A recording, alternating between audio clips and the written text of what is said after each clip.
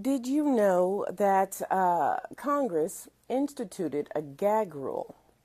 I know, normally, when you hear the term gag rule, it's related to a court case. But this time, it was related to slavery. I know. Their delicate ears didn't want to hear anything related to slavery or abolishing it. Yeah, let's talk about it. So it's 1835, 1836. Slavery is in full swing. White men enslaving millions of black people, buying, selling, whipping, exploiting their labor, right? And in Congress, they would regularly receive petitions asking for various types of relief or action, like stop taxing me for buying a stamp because that's stupid. Yeah. Each petition was read aloud and printed and assigned to an appropriate committee, which would choose to address or ignore it. The process seemed to work until about 1835 and the American Anti-Slavery Society. You see, the American Anti-Slavery Society was an abolitionist organization created with the sole purpose of ending slavery.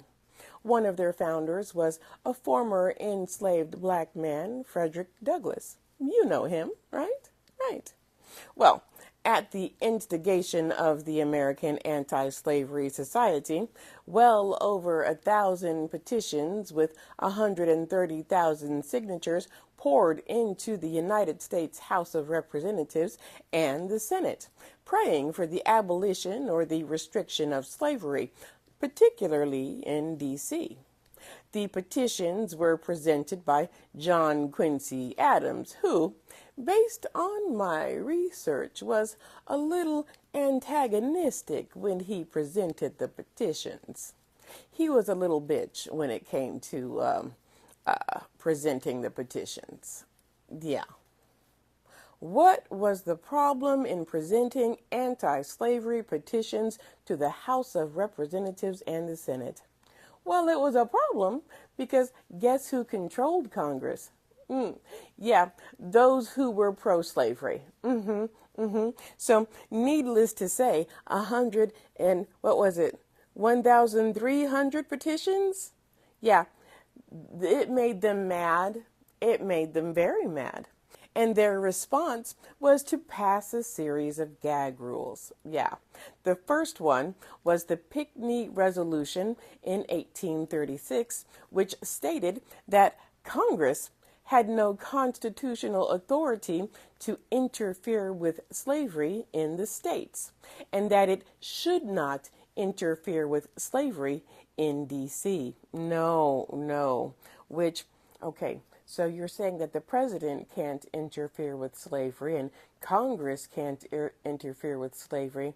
Exactly, who can? But that's a different conversation. Oh, that's right, the states don't want to, so it's just slavery forever then.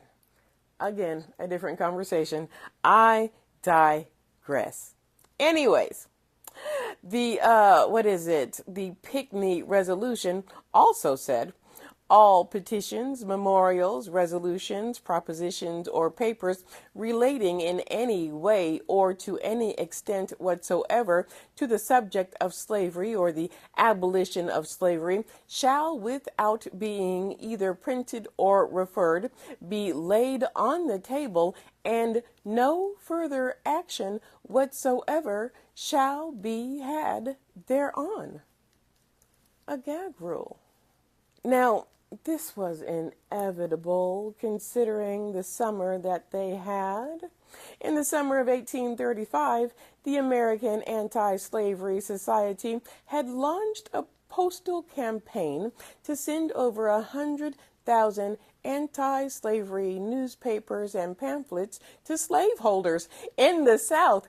It was direct mail campaign. Yes, it was. The campaign, sometimes called America's first direct mail campaign, was intended to influence public opinion in pro-slavery states. However, the campaign backfired, inciting outrage and hysteria among campaigners because they're prone to hysteria. Yes. Southerners were losing their minds. They broke into post offices, seized bags of mail containing the pamphlets, and made a spectacle of burning the pamphlets in the streets as mobs cheered. I kid you not. These are just pamphlets, people. Yeah. And then you got President Andrew Jackson advocating suppressing the pamphlets by having federal authorities censor the mail in the State of the Union address. And Senator John C. Calhoun of South Carolina advocated for local censorship of federal mail. Nobody seemed to care about the people's constitutional rights. Like, fuck it.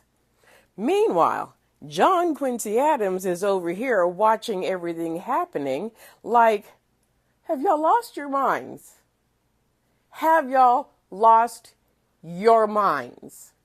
He's the only one thinking about constitutional rights. He argued that the gag rule violated the First Amendment rights to petition the government for a redress of grievances. But they laughed in his face and ignored him. It didn't matter. It didn't stop him. He continued to read the petitions until they shouted him down. He's like, I don't think I care. I'm reading them anyways, so sucks to be you. I sincerely don't know how this man became president because I don't think anybody liked him except the abolitionists. And the thing about it is, he was not an abolitionist. But that is also a different story. So, yeah. I can't remember if we did him during presidents and civil rights. I'll have to go back and see. Regardless. There was another gag rule in 1837 and one in 1838. The gag rules were finally rescinded in 1844. And coincidentally, John Quincy Adams was the one who wrote the repeal resolution and created the coalition to get the repeal resolution passed.